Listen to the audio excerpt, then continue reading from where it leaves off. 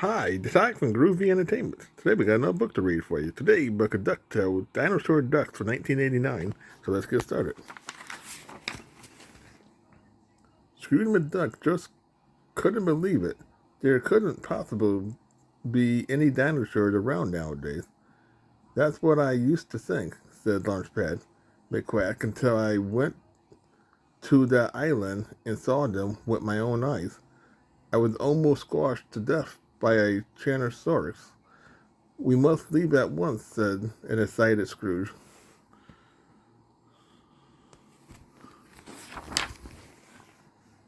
Lunchpad thought it was too dangerous, but just think, it could bring a Diplosaurus back to Duckburg.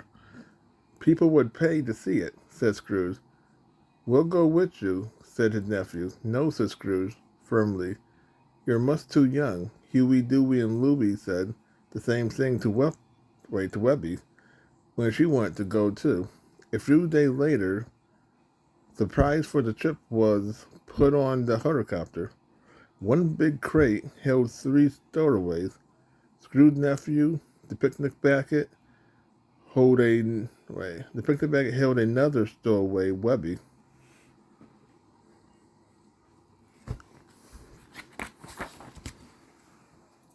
Soon the helicopter was flying over a small island. We can turn back, said Lunchpad. Don't be silly, said Scrooge. Take us down a bit. We might see a dinosaur. Suddenly, a dinosaur with wings flew towards them. It's going to attack, cried Lunchpad. The creature hit the helicopter, sending it out of control.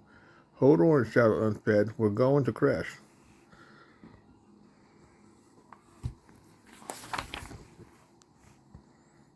I'll get the parachute, said Scrooge. Moving to the back of the helicopter, he found the largest box and lifted the lid. Huey, Dewey, and Louie stared up at him. Bust me bagpipe. What are you doing here? Cried Scrooge. And where are the parachutes? We wanted to come along, Uncle Scrooge. We took all the old clothes out so that we could fit in. As they spoke, Webby stuck her head out of the basket, but nobody noticed that she was there.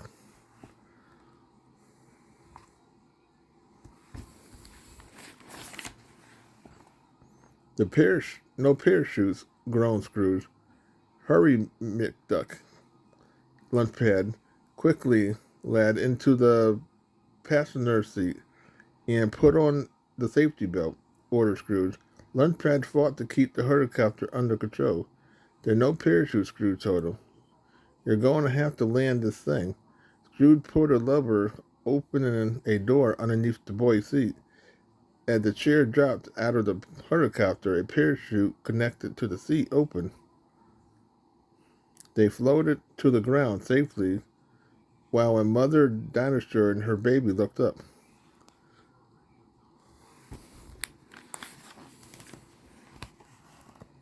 Lunchpad fought bravely to land the helicopter safely. Hang on tight, he cried. We're going down. The helicopter crashed into a cliff, rolling over a few times, then came to a rest on a ledge. Scrooge grabbed the picnic basket, and he and Lunchpad got out of the helicopter. Then they climbed up the cliff.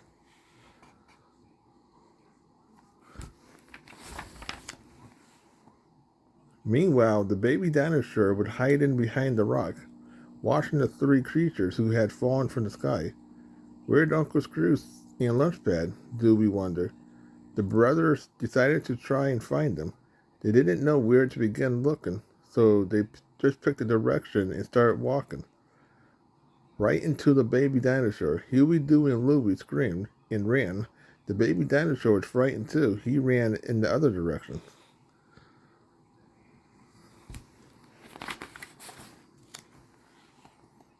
Scrooge and Lunchpad were looking for the boys.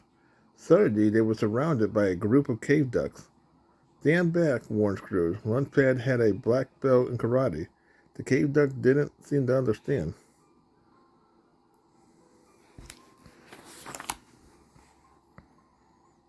When the cave duck had taken Scrooge and Lunchpad away as prisoners, Webby climbed out of the bucket and went looking for the boys. She heard their scream, and she went in the direction of the noise. She found the baby dinosaur. "Oh, what a cute little animal," she cried, patting him. "Why were you afraid of him? He's so sweet." Scrooge's nephew was ashamed of himself, but they were also surprised to see Webby. "How did you get here?" asked Huey.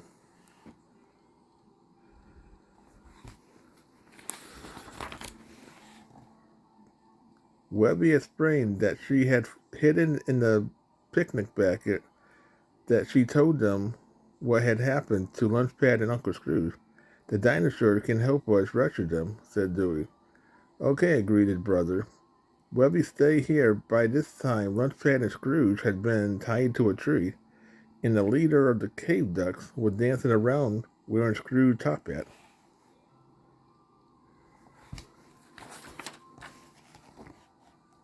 Scrooge's nephew rode into the village on the baby dinosaur. They cut Scrooge and Lunchpad loose and tied up the leader of the cave ducks in their place, leaving them there. "Leave them there," said Scrooge, taking back his top hat until he learnt some manners.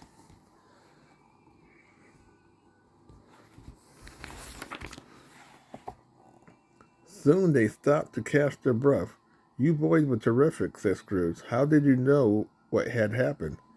"Webby told us," said Huey, explaining how she had been hiding in the picnic basket.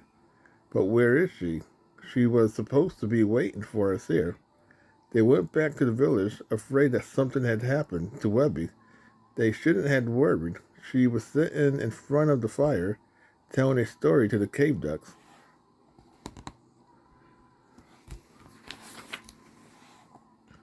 Scrooge smiled. "Webby can charm the bird out of the tree, but we must go now." The cave duck leader grabbed Webby. "Give her to me," shouted Scrooge. But the leader refused. Finally, they decided on a trade. Webby was given back to Scrooge, and Scrooge handed over his top hat. "Let's go home," said Scrooge, giving Webby a hug.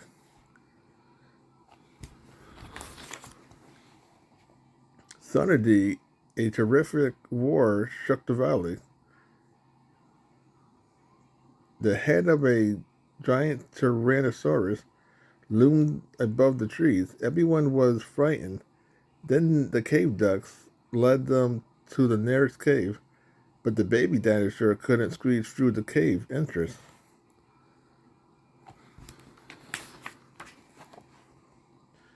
"We have got to do something," cried Webby. "Don't worry," said Lunchpad. "We'll get rid of that monster." Nearby was a stack of stone wheels made by the cave ducks. Lunchpad took one and rode it toward the creature. Everyone else grabbed their wheel and did the same thing. The dinosaur lost its balance and finally fell off a cliff.